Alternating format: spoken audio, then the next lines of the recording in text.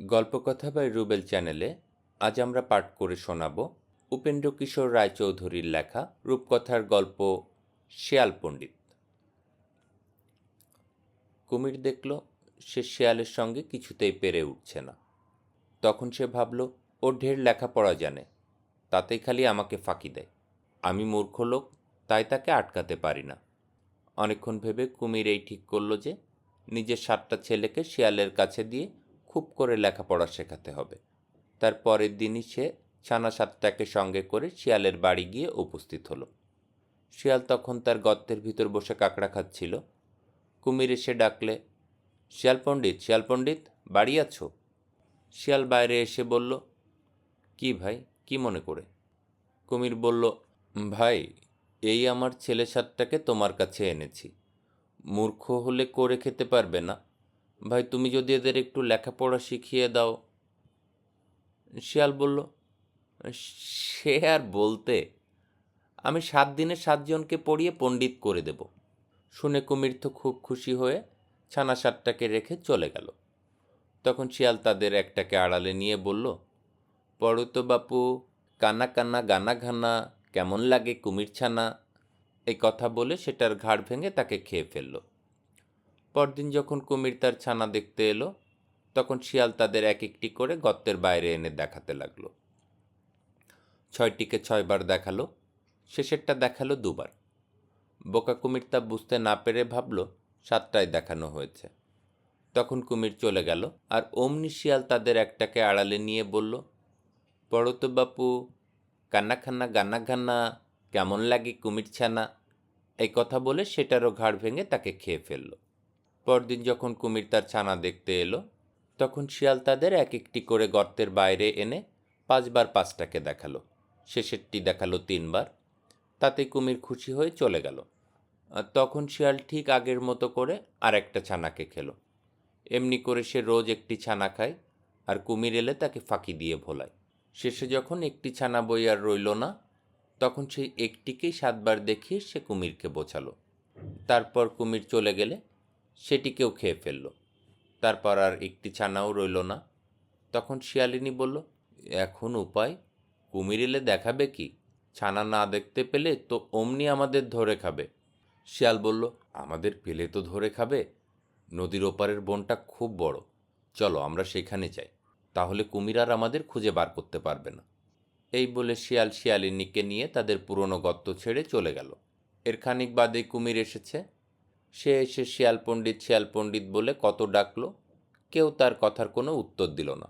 তখন সে গর্তের ভিতর খুঁজে দেখল, শিয়াল নেই, শিয়ালিনীও নেই, খালি তার ছানাদের হাড়গুলো পড়ে আছে। তখন তার খুব রাগ হলো, আর সে চারিদিকে ছুটোছুটি করে শিয়ালকে খুঁজতে লাগলো। খুঁজতে খুঁজতে নদীর ধারে গিয়ে দেখল ওই শিয়াল আর শিয়ালিনী সাঁতরে নদী পার হচ্ছে। অমনি, দাঁড়া হতভাগা, বলে সে জলে ঝাঁপ দিয়ে পড়ল। জলের নিচে ছুটতে কুমিরের মতো আর কেউ পারে না। দেখতে দেখতে সে গিয়ে শিয়ালের পিছনের একটা পা কামড়ে ধরল। শিয়াল সবে তার সামনের 2 পা ডাঙ্গায় তুলেছিল, শিয়ালিনী তার আগেই উঠে গিয়েছিল।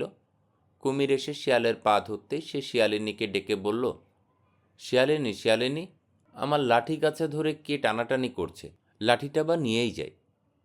কথা শুনে কুমির ভাবল, তাই তো, পা ধরতে গিয়ে লাঠি ধরে ফেলেছি, শিগগির লাঠি ছেড়ে পা ধরি। এই ভেবে যেই সে শিয়ালের পা ছেড়ে দিয়েছে, অমনি শিয়াল এক লাফে ডাঙ্গায় উঠে গিয়েছে। উঠেই বউ করে দে ছুট।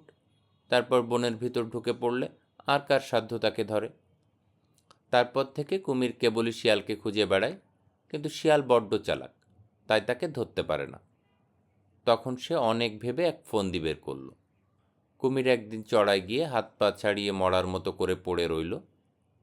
তারপর শিয়াল আর শিয়ালিনী কচ্ছপ খেতে এসে দেখল কুমির কেমন হয়ে পড়ে আছে। তখন শিয়ালিনী বলল, মরে গেছে, চলো খাই গে।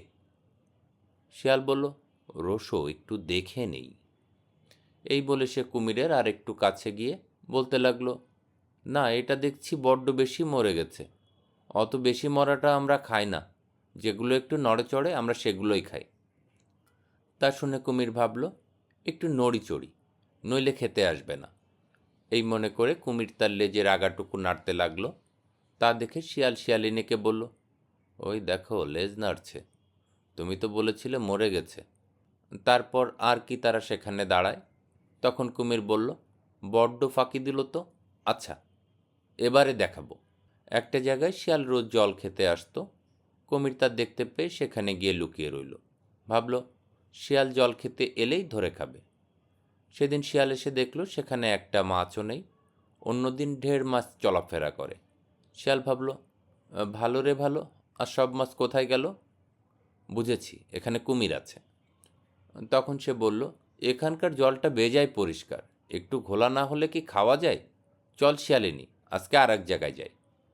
এই কথা শুনেই কুমির তাড়াতাড়ি সেখানকার জল ঘোলা করতে আরম্ভ করেছে। তা দেখে শিয়ালও হাসতে হাসতে ছুটে পালিয়েছে। আরেকদিন শিয়াল এসেছে কাঁকড়া খেতে।